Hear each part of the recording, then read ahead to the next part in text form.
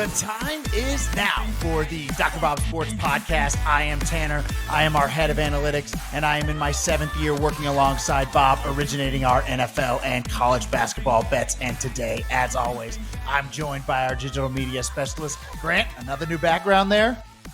Yes, sir. Another new background. We are in Tempe, Arizona. We got some games against ASU this weekend, and we are actually sharing a hotel with Mr. Sander in the Colorado Buffaloes. There you go. Nice. Hopefully you're splashing around with Dion in the pool later tonight. Yeah. Going to go see if him and Shadur want to go take a dip here in a little bit, but I think we jump right into this one. So our first segment is where we will be grading the scriptwriters on how they did for episode 4 of this new NFL season. Sunday Night Football had the script in full effect. The Swifties, who were watching their second football game ever, got the full NFL experience and won. The Chiefs came out of the gates flying as they got up to a 17-point lead early in the first quarter. And it was looking like this game was going to be a blowout, but the Jets got on the board with a safety from a face mask call on Jawan Taylor in the end zone. The tides would turn after this as Patrick Mahomes would throw 2 pretty horrible interceptions, and they would go into the halftime up 20-12. Second half, Zach Wilson looked like Aaron Rodgers sold his soul to him as Zach was slinging the ball around in a way that we haven't seen since his BYU days. The Chiefs would go up 23-20 with 10:50 left in the fourth quarter, and with a crucial Zach Wilson fumble would give the Chiefs the ball back with 7:24, and the Jets would not see the ball for the rest of the game. Also, big shout out to Mahomes for being smart and sliding at the end of the game. He cashed us that Jets plus 9.5, which we released on the podcast last week.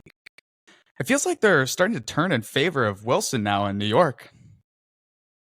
Yeah, I think everyone might be getting a little too excited about Zach Wilson's game last Sunday night. He had just a 36% success rate, ranking 28th out of the 32 week 4 quarterbacks. So, I mean, we saw him make a few nice throws, but the consistency just wasn't there. And I'm not really excited about New York's offense after that one game. Now, Denver's defense has been awful, who the Jets will play this week, but they get back 3-time All-Pro safety Justin Simmons, edge rusher Frank Clark, as well as a possible debut of linebacker Baron Browning. So the Broncos defense getting a little bit better. I think everyone getting a little bit too excited about Zach Wilson, but I'm not really optimistic about New York's offense, but I do like what I saw from that defense against the Chiefs.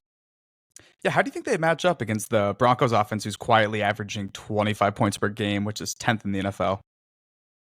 Yeah, well, I do. The Jets defense has answers for what the Broncos like to do. So Jerry Jeudy leads the Broncos, averaging 0.2 EPA per target, but New York nickelback Michael Carter is allowing a league low 0.29 yards per cover snap in the slot. And the Broncos are targeting running backs at the second highest rate in the NFL, but the screen game just won't be there for Russell Wilson because the Jets are conceding just a 38% pass success rate to running backs, and Jets linebacker Quincy Williams leads all linebackers with 3 pass breakups. And Broncos, that big signing they brought in this offseason, right tackle Mike McGlinchey has already surrendered 13 pressures this season, and the Jets have John Franklin Myers to line up across from McGlinchey, and Franklin Myers ranks 8th in pass rushing efficiency. So yeah, you said the offense hasn't been the problem for this, for the Broncos to start out of the gates here. 25 points per game is pretty solid, but I think that the Jets will slow them down this week,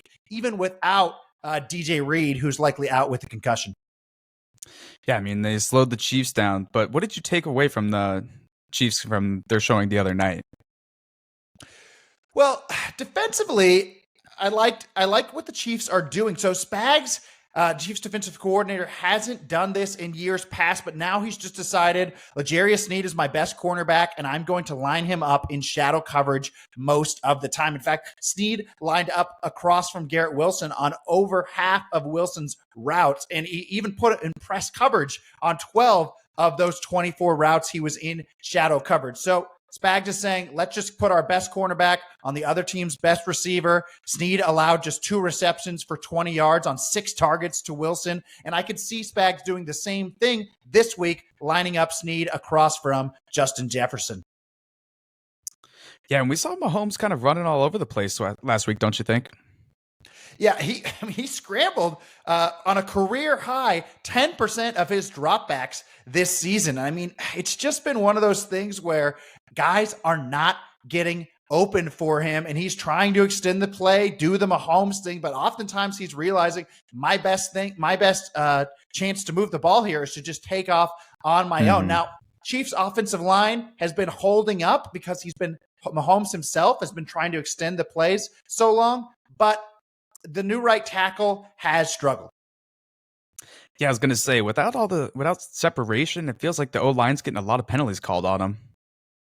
Yeah, and right tackle Jawan Taylor has allowed 6.5% pressure rate, which is the second highest rate of his career. And now he's going to have to go this week against Danielle Hunter for the Vikings, who already has 5 sacks, ranking 5th in the NFL. So hopefully, for the Chiefs' sake, Mahomes can get the ball out earlier. But if he can't, he's going to face some collapsing pockets this week.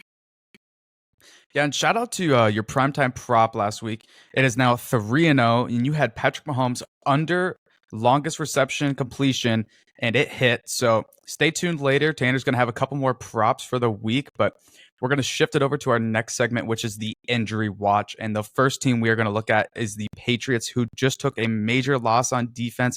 I mean, how big are these injuries going to be for them? Well, the first one, Matthew Judon suffered a torn bicep tendon, and he's expected to be out indefinitely. And Judon ranks 4th in pass rushing efficiency in the NFL, and he is worth 0.7 points according to our metrics. Yeah, and what about the Gonzalez injury?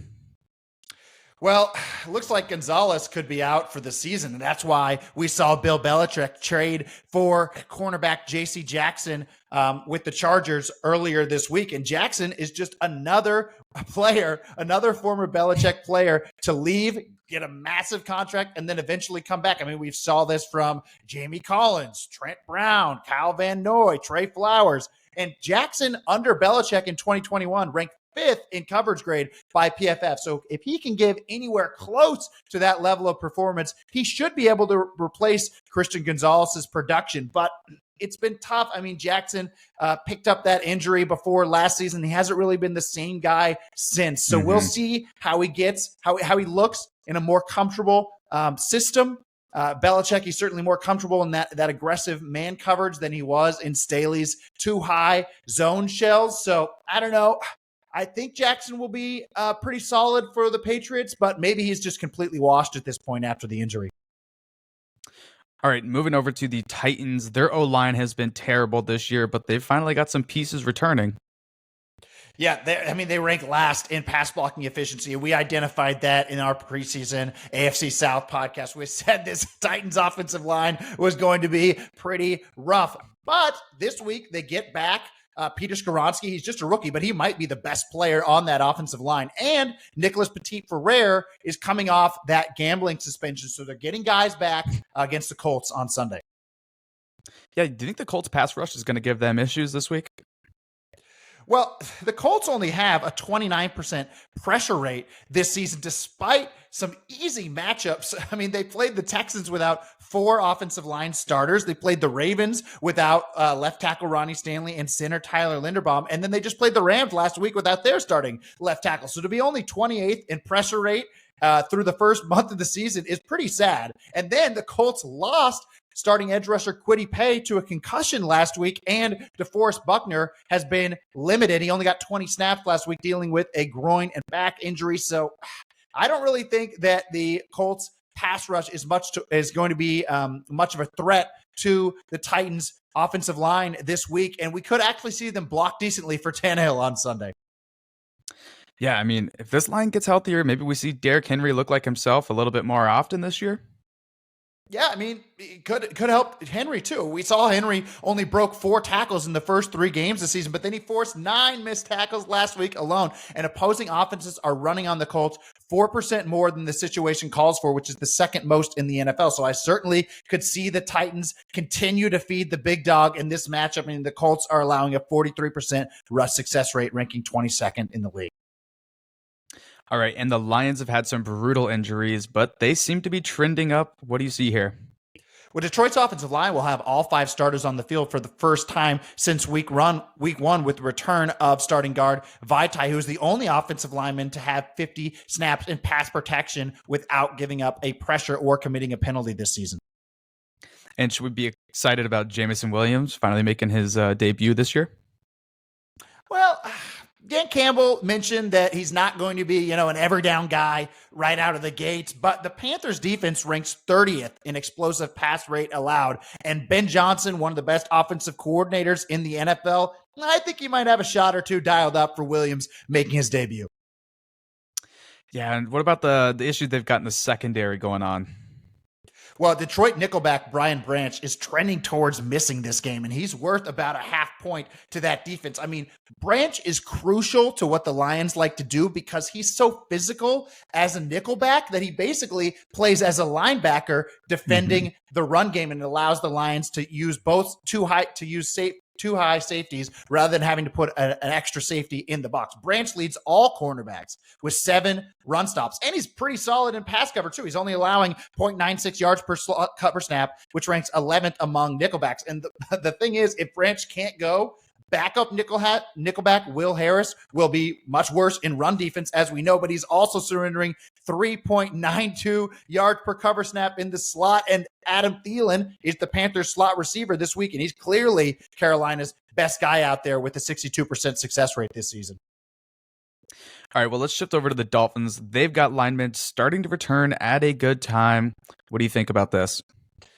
Well, they got one guy coming back. I mean, Terron Armstead is out again, and backup Kendall Lamb ranks 40th in pass blocking efficiency. But the good news is, like you were mentioning, the Dolphins bring back center Connor Williams, and that will be crucial this week, helping to set the pass protections against the blitz, because the Giants have the second highest blitz rate in the NFL. And Williams led all centers in pass blocking efficiency heading into week 4. And then we saw how bad backup center Liam Eichenberg was against the Bills. He surrendered 2 sacks last week, and getting Williams back at this time is great because New York has one of the true nose tackles in the NFL. Dexter Lawrence lines up in a zero technique on almost all of his snaps, and he ranks 6th in pass rushing efficiency this season. All right, let's move over to the injured flock of Ravens. Are things finally look good? I mean, injury-wise, it feels like they're starting to trend up after a couple rough weeks. Yeah, I mean, they had a soft-ish start to the season, which was, I mean, if you had to accept your yearly Ravens injuries, getting them all out of the way in the first month was pretty solid. I mean, we see them atop the AFC North right now, despite missing all those guys, and now they're getting some guys back. It could be Marlon Humphrey, Ronnie Stanley, Odell Beckham, Rashad Bateman, and Marcus Williams all back on Sunday against the Steelers. And those guys are worth 3.6 points according to our metrics. So it's a huge jump in the Ravens power rating if they're able to return those players. Yeah, the edge group still looks a little rough here, though. Yeah, Tyus Bowser was already out. They put Javid Njoku on the IR, and Odafe Owe is probably out again. But they signed Kyle Van Noy off the street, and he had 4 pressures in 15 pass rushing snaps last week. So if he gets a little bit more of a workload in his second game, I could see him easily replacing the production that they were using Ajabo and Owe as rotational guys in there. And then Clowney, just an August signing by the Ravens, already ranked 16th in pass rushing efficiency. So Van Noy and Clowney should be good enough for them at edge rush heading into this week against the Steelers. Yeah, and the O-line's been, I mean, at least acceptable for Lamar recently, but how do you like this matchup this week? Well, yeah, they get Linderbaum back last week. They might get Stanley back this week, but right tackle Morgan Moses looks like he's going to be out, which is a huge problem against the Steelers because TJ Watt lines up across from right tackles, and he's leading the NFL with 6 sacks. And I mean, they put out Daniel Fael when Morgan Moses went out last week, and he was the lowest graded offensive tackle in week 4. The former 4th-round pick allowed a sack and a quarterback hit on just 16 pass blocking snaps. And yeah, maybe Fael doesn't get the start this week. If Stanley comes back, then they'll be able to move Patrick Mekari from left tackle, where he's been filling in for Stanley, over to right tackle. But Mekari ranks 12th worst in pass blocking efficiency this year. So either way, I'm expecting a massive afternoon from TJ Watt. All right, well, let's shift it over to our next segment. We've got public opinion talk with me, and I've been in the streets of Twitter getting all the scoops. And once everyone had declared that the Chiefs game was rigged, it has been a full force attack on the idea that Desmond Ridder needs to be benched. What are your thoughts on this? Well, yeah, I mean, Ridder certainly hasn't looked good, and I'm not convinced that Taylor Heineke wouldn't be a better option for the Falcons. But I think this week Ridder might quiet some of his haters. I mean, Ridder's yards per pass attempt against zone coverage is 34% higher than it is against man coverage, the eighth largest gap among quarterbacks. And Houston's defense has an 86% zone rate. And Atlanta's offense targets tight ends on a league high 37% of passes. And I expect Jonnu Smith and Kyle Pitts to be open all afternoon against the Texans defense, allowing a 58% success rate to tight ends. Now, that's good news for Ridder, but really, when you just look at the Falcons offense, they want to set Ridder up with easy passes by using the run game. Their whole offense is predicated on running the football, and they've scored just 13 points these last 2 weeks because they've gone against solid rush defenses. Detroit's defense is conceding just a 30% rush success rate, second, and Jacksonville's defense ranks third in rush success rate allowed. But now the Texans, their rush defense ranks 28th by our numbers. So I think if the Falcons can run the ball, get Desmond Ridder some easy looks on play action against zone defense, he'll be able to hit those tight ends in the seams, and we might see Ridder look a little bit better this week, even though long-term, I'm not sure he's better than Taylor Heineke. Yeah, I'm not sure he is either, and my fantasy teams are hoping for some Kyle Pitts touches this week. But let's shift it over to our next segment, which is stock up, stock down. Who's got their stock trending up for you this week? I'm going to say this week, stock trending up, Joe Burrow. So his calf injury has forced him to get the ball out quickly because he doesn't have his usual pocket mobility. And Burrow actually has the quickest time to throw in the NFL. But in Cincinnati's offense has a league low 15 explosive they have a league low 10 explosive plays this season. Only 10 explosive plays through the first month of the season. That's insane for the Bengals offense. But I expect them to hit some chunk plays in this matchup because Arizona's defense ranks 31st in explosive pass rate allowed as they are without Pro Bowl safety Budda Baker. And the big thing is Burrow was not listed on the team's injury report for the first time all season. He was a full participant in practice this week. He said he's feeling better. He's feeling like his mobility is a little bit better. When we're talking about Burrow's mobility, he's not a big scrambler, but he is a pocket mobility guy. And so if he can move around a little bit better in the pocket, take less quarterback hits, and not have to get the ball out in 2.3 seconds, that's going to be massive for Cincinnati's vertical passing game. Yeah, so it sounds like we might get that breakout game from Jamar Chase finally. Well, he has a very favorable matchup. He's going to line up across from Cardinals cornerback Marco Wilson, who is surrendering 2.24 yards per cover snap, ranking second worst among the 61 qualifying cornerbacks in the NFL thus far. All right, well, let's shift it over to who's got their stock trending down. Who do you got for the week? Well, the Giants offense. I mean, Daniel Jones is averaging just 4.1 yards per pass play, and he's lost 37 expected points to interceptions after losing just 28 expected points to interceptions all last season. And he leads all quarterbacks with 17 scrambles because his offensive line cannot hold up, and it doesn't look like it's going to improve this week without starting left tackle Andrew Thomas again, starting center John Michael Schmitz looks like he's going to miss this week, and rotational piece Shane Lemieux. Yeah, we saw Evan Neal comment about the booing lately. How's he been? He's been terrible on the right side. Evan Neal surrendered a league high 20 pressures, and he's going to struggle a lot this week as well because Miami's edge defender Jalen Phillips will be back on the field after missing last week's game. Phillips ranked 9th in pass rushing efficiency last season, so he should dominate across from Evan Neal. And then, you look at who's playing right next to Evan Neal, Giants right guard Marcus McKeon ranks 7th worst in pass blocking efficiency, and he will line up across from Dolphins interior defender Christian Wilkins, who already has 10 pressures this season. So that right side of Daniel Jones' offensive line looks very vulnerable in this matchup. And we already talked about how they won't be getting left tackle Andrew Thomas back, center John Michael Smith's out. I mean, just absolutely brutal for the Giants offense. So is getting Saquon back going to be their saving grace here?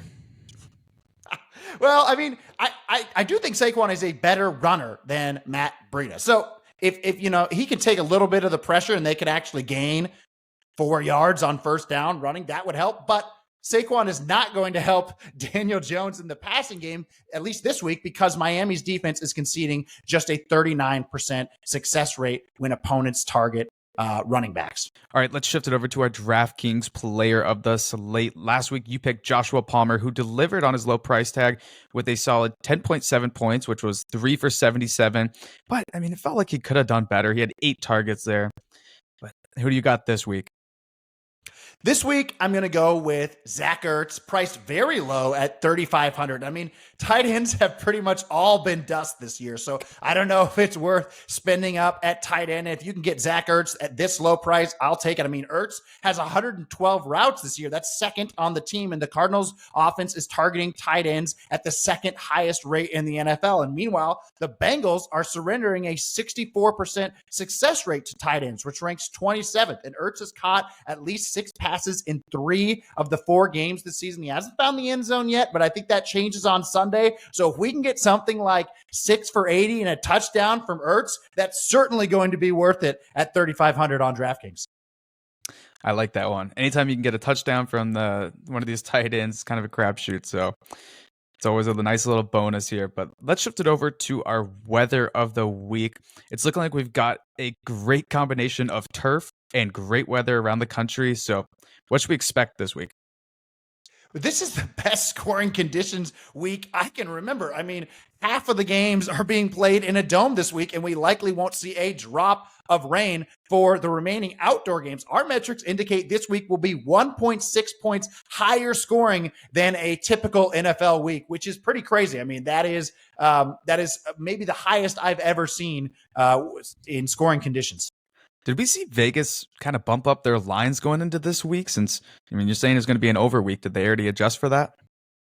Well, it's certainly from the openers. In fact, we've only seen 2 of the games this week, 2 of the totals come down from the opener, and all of the other totals on the board have either gone up from the opener or stayed the same. So I think Vegas has taken some sharp action from bettors that know that this week is going to be great scoring conditions. And so, you know, it's probably already accounted for in the market by the time you're watching this podcast. But, you know, these scoring conditions are being recognized as a very good this week. All right. Well, what do you think about the Jags staying in London for the week? Is this going to give them an advantage over the Bills? Well, this is the first instance we've ever seen a team play 2 consecutive weeks in London. I think that does help the Jags because they'll be less affected by jet lag for a 9:30 a.m. Eastern start. Now, I do think there's going to be more Bills fans than Jags fans in attendance, but the difference in travel and time zone advantage alone is worth, I'm going to say it's worth 2 points to the Jaguars. I mean, we saw this last season when there was a Germany game and the Seahawks had to play, 3 hours on their internal clocks earlier at 6:30 a.m. Pacific, and the Buccaneers were playing at 9:30 their time, and we saw the Buccaneers come out to a very hot start in this game with the big time zone disadvantage for the Seahawks there. Now we have an even bigger time zone disadvantage for the Bills here. I mean, the Jags are completely adjusted to England time at this point, while the Bills will just be coming over and their body clocks will still be kind of, early morning, wake up, have a coffee by the time kickoff happens. So I don't think it's crazy to think that the Jags first half might be a decent look here. All right. And we also saw that they switched the fields here. So is this going to play differently than last week? Well, that is true. So the Jags are playing at Tottenham Stadium this week as opposed to Wembley Stadium where they played the Falcons. And Wembley is a little bit more mushy grass. We talked about that in last week's podcast. And we saw the game. It looked a little bit slow there out of the gates. Mm-hmm. But Tottenham, when they built that new stadium, they designed it so they could bring in turf for the NFL games. And this change in surface alone, going from the mushy grass at Wembley to fast turf at Tottenham Stadium, is worth about a point to the scoring conditions. So we should see the Jaguars offense look a little bit better on Sunday. All right, well, let's just jump straight into the full preview of the London game. What should we expect from Trevor Lawrence this week? Well, I think he takes advantage of those improved scoring conditions like we talked about, and Buffalo's depleted secondary. We saw 2019 first-team All-Pro cornerback Tre'Davious White suffered a season-ending Achilles tendon rupture last week. So I think that Trevor Lawrence will look pretty solid in this game. Yeah, could this be a Calvin Ridley breakout game here? Well, Ridley has a 12.7 average depth of target this season, ranking 9th in the NFL. And without White in there, that means he'll be lined up across from Dane Jackson. So I certainly could see Lawrence going towards Ridley quite a bit, especially because Christian Kirk, who has the second most slot yards in the NFL this year, is going to be pretty much completely shut down by Bills nickelback Taron Johnson, who's allowing just one reception every 12.1 slot cover snaps, ranking 5th among nickelbacks. So if they lock down Kirk, you expect him to go to Ingram and Etienne a little bit more? Yeah, I mean, I think that they'll definitely go to Etienne more because he is averaging 0.11 EPA per target, 4th among running backs, and the Bills are surrendering a 50% pass success rate to running backs, but not as excited about Evan Ingram because Buffalo's defense ranks 8th against tight ends. All right, and it looks like we might be getting the return of Von Miller. I mean, this is great timing for the Bills. They lose one star and they're getting back another, don't you think? Yeah, I mean, Buffalo edge defender Von Miller ranked 9th in pass rushing efficiency before his season ended on Thanksgiving last year. And I think he is going to be a major impact once he gets back to full strength. I don't know how many snaps to expect from Miller this week. Maybe he only gets 10 to 15 snaps, and he'll be lining across from Jaguars left tackle Cam Robinson, who's coming off suspension. So he'll be making his season debut this week as well. But what I'm really concerned about for Trevor Lawrence on Sunday is the interior offensive line. The Jacksonville's guards and centers are responsible for 70% of the total team pressures this season. They have an uphill battle this week as Daquan Jones leads all interior defenders in pass rushing efficiency, and Ed Oliver ranks 6th. Yeah, the Bills' run games looked a lot different this year compared to the years of the past. So, I mean, what have you taken away from what they've done different?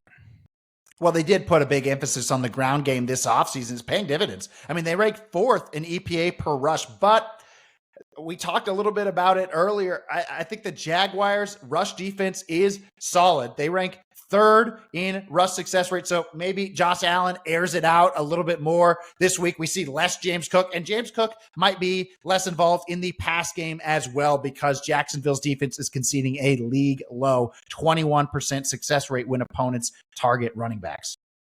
All right, so what's Allen going to have to do to find success on the Jags? Well, he's going to have to go to Stephon Diggs lined up on the inside. So we see Diggs line up all over the field, but Jacksonville's outside cornerbacks, Tyson Campbell and Darius Williams, are excellent. Campbell's conceding just 0.78 yards per cover snap, and Darius Williams leads all cornerbacks in coverage grade by PFF. Meanwhile, Jaguars nickelback Trey Herndon is ranked 2nd worst in yards per cover snap allowed in the slot. So if they can move Diggs to the inside, get him lined up across from Herndon, that's where I would expect Josh Allen to have the most success, and it's probably going to be a down week for Gabe Davis on Sunday. Is this going to be the battle of Josh Allen here by the end of the day?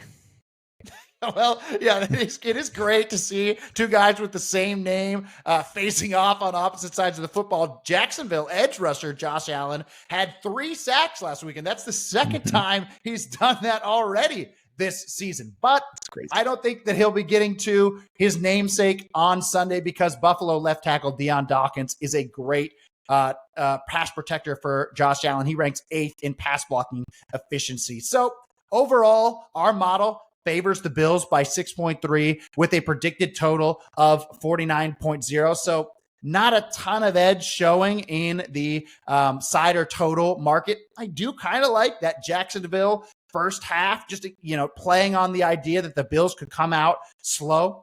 but nothing for main side or total. All right, but I think you've probably got a prop up your sleeve for us. Let's hear it.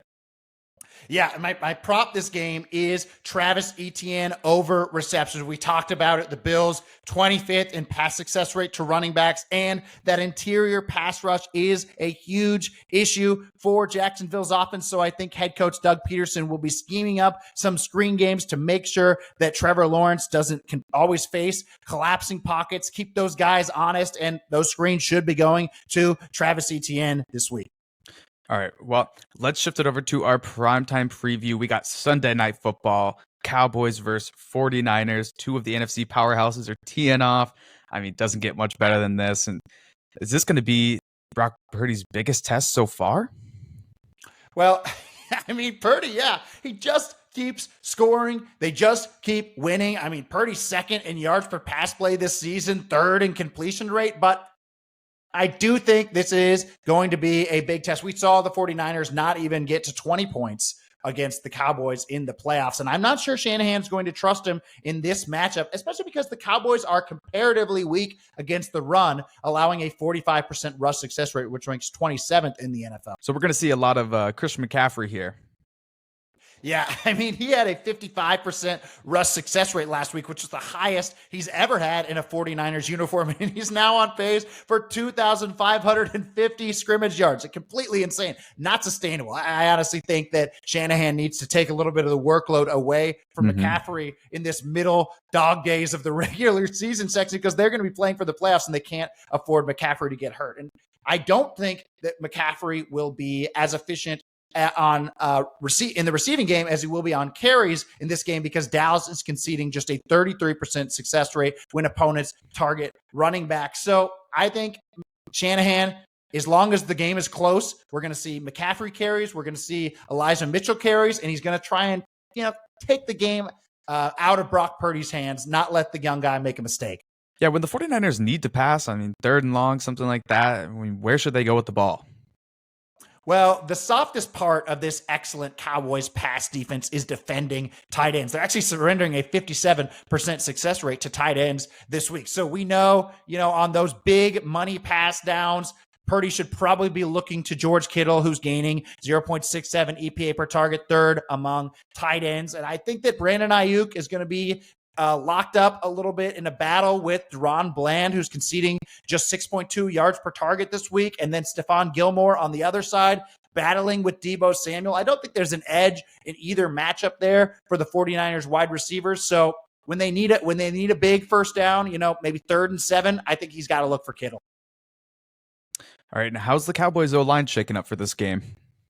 Well, the Cowboys have had 8 offensive linemen get at least 90 snaps in 2023. It's just been a rotating carousel for the Cowboys in front of Dak Prescott. It looks like starting left tackle Tyron Smith will once again be sidelined, leaving backup Chuma Edoga to struggle against Nick Bosa. I mean, that's going to be a rough matchup for the Cowboys. They're going to need to be chipping on Bosa or sending extra help, because Bosa already has 20 pressures this season. But Dallas should be getting back right guard Zach Martin, who ranks 7th in pass blocking efficiency. And then you've got left guard Tyler Smith. He missed the first 2 games this season, but he's arguably been the best guard in the NFL now that he's back. I mean, Smith has not allowed a single pressure on 92 pass blocking snaps this season. He'll limit interior defender Javon Hargrave, who ranks 9th in pass rushing efficiency. So the Cowboys' main concern on Sunday night is going to be Nick Bosa. Otherwise, I think they've got the 49ers pretty much locked up.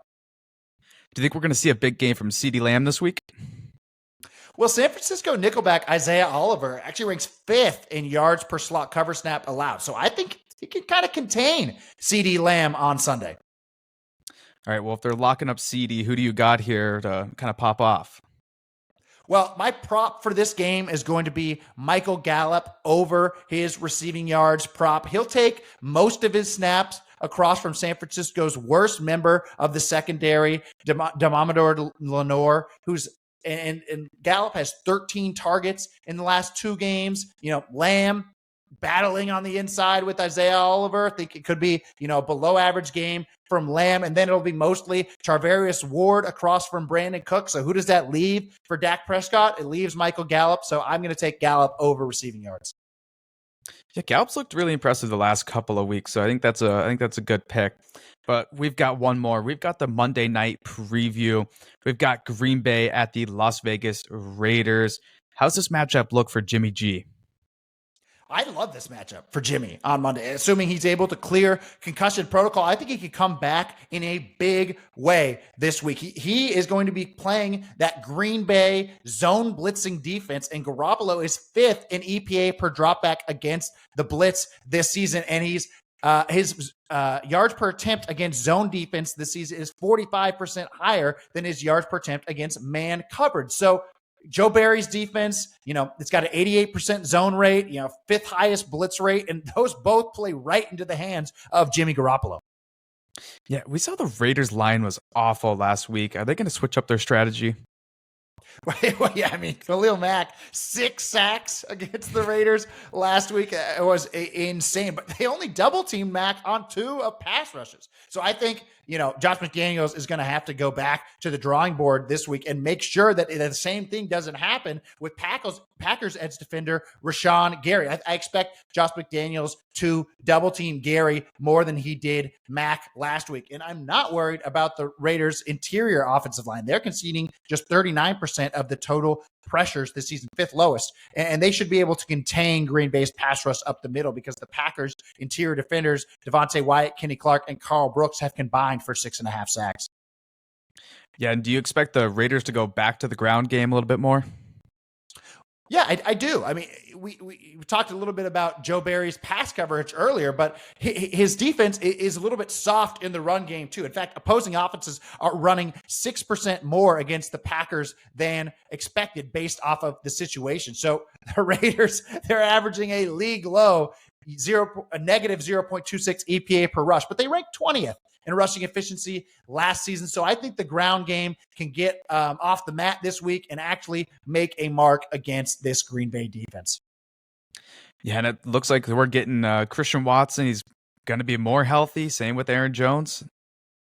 Yeah, they get 11 days off because they played, on the Thursday nighter. So we saw those guys both limited against the Lions, but I think they'll be off that pitch count come Monday night and could both perform pretty well. I mean, they both are much better than what Green Bay had been rolling out to start the season. I mean, Watson led all Packers wide receivers with 2.6 yards per route run in 2022. And Aaron Jones is averaging 1.5 more yards per carry than backup running back A.J. Dillon this season. I mean, Dillon is completely washed at this point. So getting Jones in there, getting Watson out there, not on a pitch count. I mean, we'll finally see this Packers offense as close to full strength as they can get, at least in the receiving weapons game, because the offensive line still a little bit shaky.